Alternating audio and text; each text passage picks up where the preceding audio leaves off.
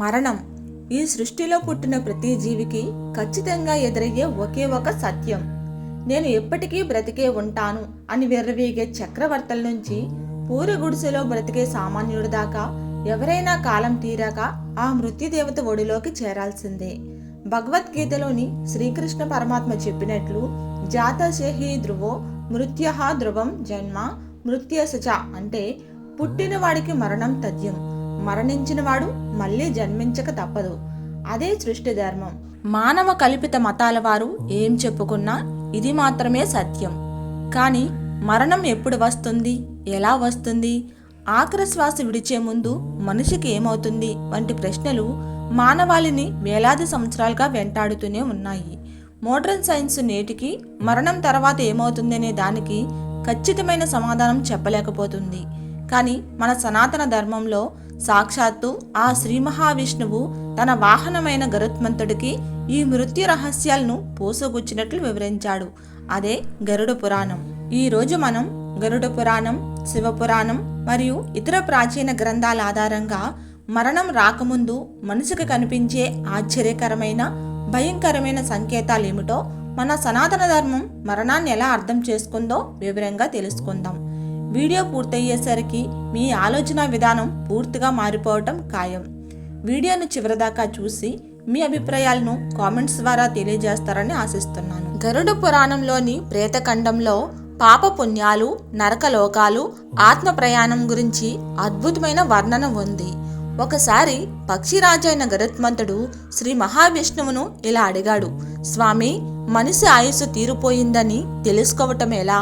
యమదూతలు వచ్చే ముందు మనిషికి ఎలాంటి ముందస్తు సూచనలు అందుతాయి అని అడిగాడు. అప్పుడు శ్రీహరి నవ్వి, ఓ గరుడా, చెట్టు మీద పండిన పండు రాలిపోయే ముందు ఎలాగైతే రంగు మారుతుందో, ప్రాణం పోయే ముందు ఈ భౌతిక శరీరంలో కూడా ఎన్నో మార్పులు వస్తాయి. ప్రకృతి ఆ మనిషికి సూచనలు పంపుతూ ఉంటుంది, కానీ మాయలో పడిన మనిషి వాటిని గుర్తించలేడు అని సమాధానమిచ్చాడు. సనాతన ధర్మం ప్రకారం మన శరీరం కేవలం ఒక వస్త్రం లాంటిది. వాసాంసి జీర్ణాన్ని యథా విహాయ. పాత బట్టలు వదిలేసి కొత్త బట్టలు వేసుకున్నట్లు ఆత్మ పాత శరీరాన్ని వదిలి కొత్త శరీరంలోకి ప్రవేశిస్తుంది. కానీ ఆ శరీరాన్ని వదిలే ప్రక్రియ ఒక్కసారిగా జరగదు. మరణానికి 6 నెలల ముందు నుంచే ఈ ప్రక్రియ మొదలవుతుంది. ఆ సంకేతాలు ఏమిటో ఇప్పుడు ఒక్కొక్కటిగా చూద్దాం. 6 నెలల ముందు కనిపించే సూచనలు. ప్రాచీన గ్రంథాలైన శివపురాణం, వ్యాస మహాభారతం మరియు గరుడ పురాణం ప్రకారం మృత్యువును సమీపిస్తున్న వ్యక్తికి 6 నెలల ముందు నుంచే కొన్ని వింత అనుభవాలు ఎదురవుతాయి. వీటినే ఆరిష్ట లక్షణాలు అని అంటారు. మొదటి సంకేతం నీడ కనిపించకపోవటం. మనిషి తన ప్రతిబింబాన్ని నీటిలో, నూనెలో లేదా అద్దంలో చూసుకున్నప్పుడు తన తలభాగం కనిపించదు, లేదా ప్రతిబింబం ఛిద్రంగా అంటే వికృతంగా కనిపిస్తుంది. దీని అర్థం ఆత్మకి శరీరానికి మధ్య ఉన్న సూక్ష్మబంధం తెగిపోవటం మొదలైందని సంకేతం. ఇక రెండవ సంకేతం నాదం వినబడకపోవటం. మనం 2 చేతులతో చెవుల్ని గట్టిగా మూసుకుంటే లోపల హుమ్ అనే ఒక శబ్దం వినిపిస్తుంది. దాన్నే ప్రణవనాదం లేదా ఆనాహత నాదం అని అంటారు. మృత్యువు దగ్గర పడుతున్న కొద్దీ మనిషికి ఆ నాదం వినబడటం ఆగిపోతుంది.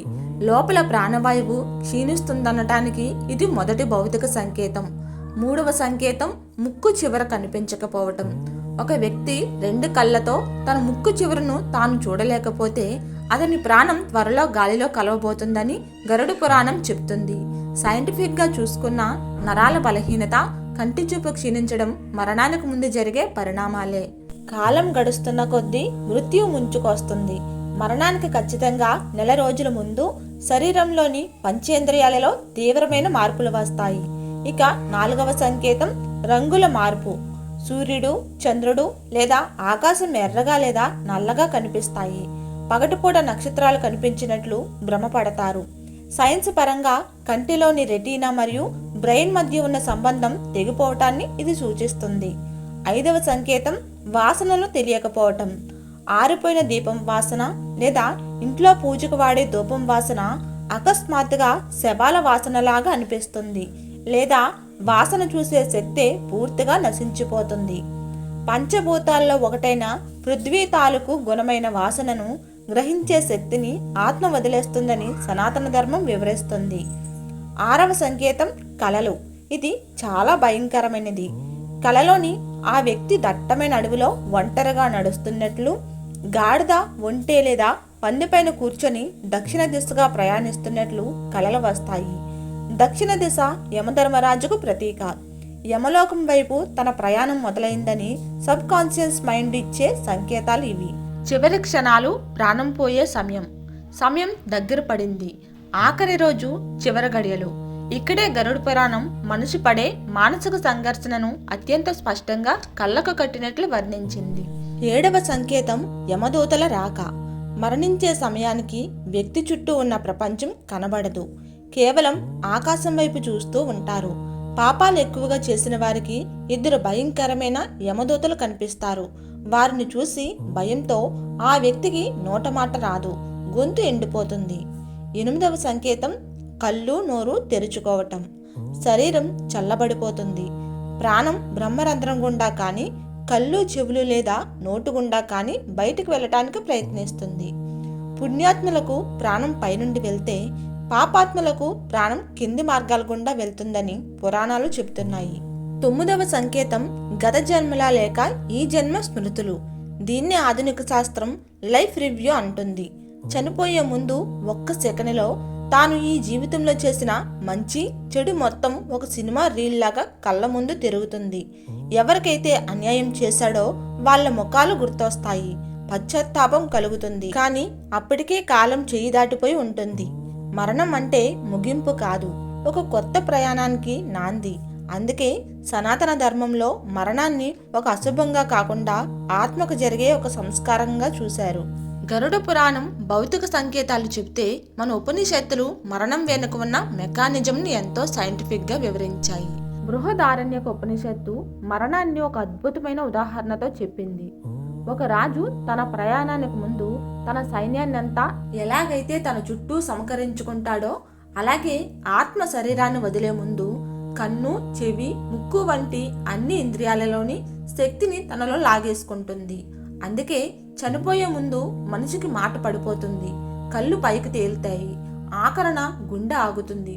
ప్రాణం శరీరంలోని నాడీ వ్యవస్థ ద్వారా ప్రయాణించి కర్మల ఆధారంగా కంటి లేదా బ్రహ్మరంధ్రం ద్వారా బయటకు వస్తుంది. నచికేతుడు అనే చిన్న బాలుడు సాక్షాత్తు యమధర్మరాజు ఇంటికి వెళ్లి మరణం తర్వాత ఏముందని అడిగే గ్రంథమే కఠోపనిషత్తు.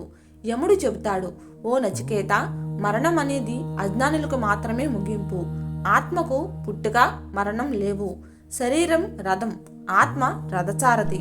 చనిపోయే వ్యక్తిని మంచం మీద నుంచి కింద దర్పలు పరిచి ఎందుకు పడుకోబెడతారో తెలుసా? భూమికి ఆకర్షణ శక్తి ఉంటుంది. శరీరం పంచభూతాల్లో కలవటానికి సిద్ధంగా ఉన్నప్పుడు ఆ దేహం మళ్ళీ భూమాత ఒడిలోకి చేరాలి. దర్భలు నెగిటివ్ ఎనర్జీని అడ్డుకొని ఆత్మకు ప్రశాంతతను ఇస్తాయి.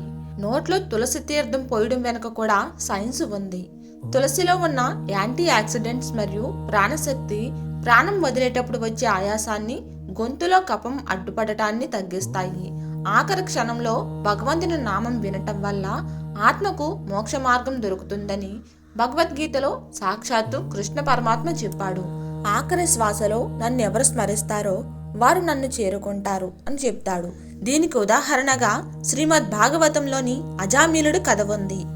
జీవితాంతం పాపాలు చేసిన అజామిలుడు మరణశయ్యపై యమదూతలను చూసి భయపడి తన కొడుకైన నారాయణుని పిలుస్తాడు. ఆ భగవంతుని నామం ఉచ్చరించడం వల్ల విష్ణుదూతలు వచ్చి అతన్ని కాపాడతారు.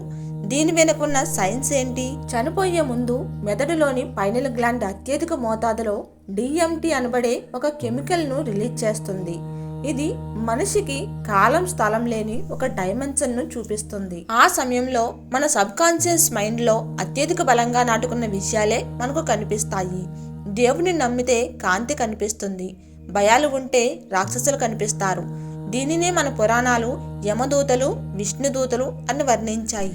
ప్రపంచంలోని అత్యంత ప్రాచీన గ్రంథం ఋగ్వేదం. ఋగ్వేదంలోని 10వ మండలం అంత్యక్రియల గురించి మాట్లాడుతుంది. మృతదేహాన్ని అగ్నికి ఆహుతి చేస్తూ అగ్నిదేవుడిని ఇలా ప్రార్థిస్తారు: ఓ అగ్ని, ఈ శరీరాన్ని పూర్తిగా కాల్చవద్దు. ఇతనిలోని ఆత్మను పితృదేవతల లోకానికి సురక్షితంగా చేర్చు. ఇతని కన్ను సూర్యుడిలో కలవనివ్వు, ప్రాణం గాలిలో కలవనివ్వు, శరీరం పంచభూతాల్లో కలవనివ్వు. నేడు సైన్స్ కూడా మనిషి శరీరం కార్బన్, కాల్షియం, ఐరన్ లాంటి స్టార్ డస్ట్లతోనే తయారైందని, చనిపోయాక మళ్ళీ భూమిలోనే కలుస్తుందని చెబుతుంది. చాందోగ్య ఉపనిషత్తు ప్రకారం ఒక మనిషి చనిపోయాక ఆత్మ సూక్ష్మ శరీరం రూపంలో ప్రయాణిస్తుంది. డాక్టర్ శ్యామ్ పార్నియా చేసిన అవేర్నెస్ డ్యూరింగ్ స్టడీలో గుండె ఆగిపోయి బ్రెయిన్ డెడ్ అయిన వ్యక్తులు కూడా తమ శరీరం బయట ఉండి డాక్టర్లు ఏం మాట్లాడుకున్నారో వినగలిగారు.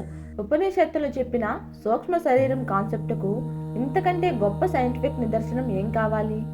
ఆత్మ దేహాన్ని వదిలిన తర్వాత ఆ ఇంటి ముందు వెలిగించే దీపం ఆత్మకు దారి చూపే కాంతి.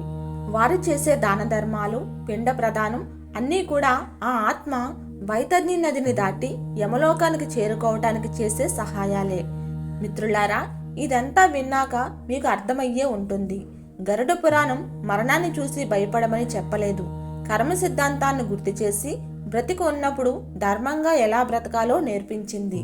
భగవద్గీత శరీరం అనేది కేవలం ఒక చొక్కా లాంటిదని, పాత చొక్కా తీసేసి ఆత్మ కొత్త చొక్కా వేసుకుంటుందని ధైర్యం చెప్పింది.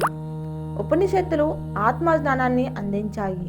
మరణానికి ముందు వచ్చే సంకేతాలు మనల్ని భయపెట్టడానికి కాదు, మన ప్రయాణానికి మనల్ని సిద్ధం చేయడానికి ప్రకృతి ఇస్తున్న ఒక సమయం. మనం చెయ్యాల్సింది ఒకటే, మనల్ని ఎవరైనా బాధ పెడితే క్షమించడం, ఇతరులకు సాయం చేయడం, సనాతన ధర్మం చెప్పినట్లు నిస్వార్థంగా కర్మలు ఆచరించడం. అలా బ్రతికిన రోజు మరణం ఒక భయం కాదు, అది ఆత్మకు ఒక అద్భుతమైన పండగ అవుతుంది. ఈ భూమి మీద మనం ఉండేది కొన్నాళ్లే. ఈ తాత్కాలికమైన దేహం కోసం, అంతులేని కోరికల కోసం మనం పడే ఆరాటం, చేసే మోసాలు, పెంచుకునే ద్వేషాలు చితి మంటల్లో ఆఖరి శ్వాసతో కాలిపోయే వరకే. మన వెంట వచ్చేది మనం సంపాదించిన ఆస్తులు కావు, బ్యాంకు బ్యాలెన్సులు కావు. మనం చేసిన కర్మ, మనం నలుగురికి చేసిన సహాయం మాత్రమే. ఒకరిని మోసం చేసి సంపాదించిన 100 కోట్ల కన్నా నిజాయితీగా సంపాదించి కడుపు నిండా తిన్న ఒక్క ముద్దే ఆఖరి గడియలలో నీకు ప్రశాంతతనిస్తుంది. మరణాన్ని చూసి భయపడటం మానేసి జీవితాన్ని ధర్మబద్ధంగా బ్రతకడం నేర్చుకుందాం. ఎవరి మరణం ఎప్పుడు ఎలా రాసిపెట్టి ఉందో ఆ పరమశివుడికే ఎరుక. మనం చేయగలిగిందల్లా ఉన్నన్ని రోజులు ధర్మంగా బ్రతకడమే. ఈ సుదీర్ఘమైన వీడియో మీకు ఒక కొత్త కోణాన్ని పరిచయం చేస్తుందని, మన ప్రాచీన గ్రంథాల్లో దాగి ఉన్న ఒక అద్భుతమైన సత్యాన్ని మీరు తెలుసుకున్నారని ఆశిస్తున్నాను. ఇంకో ఆసక్తికరమైన, ఆలోచింపజేసే ఆధ్యాత్మిక రహస్యంతో మళ్ళీ మీ ముందుకు వస్తాను. ఈ వీడియో మీకు నచ్చితే మీ కుటుంబ సభ్యులతో, మిత్రులతో తప్పక షేర్ చేయండి. మన సనాతన ధర్మం గొప్పదనాన్ని అందరికీ తెలియజేయండి. మన ఛానల్ను సబ్స్క్రైబ్ అయితే చేసుకోండి. ఓం నమో నారాయణ.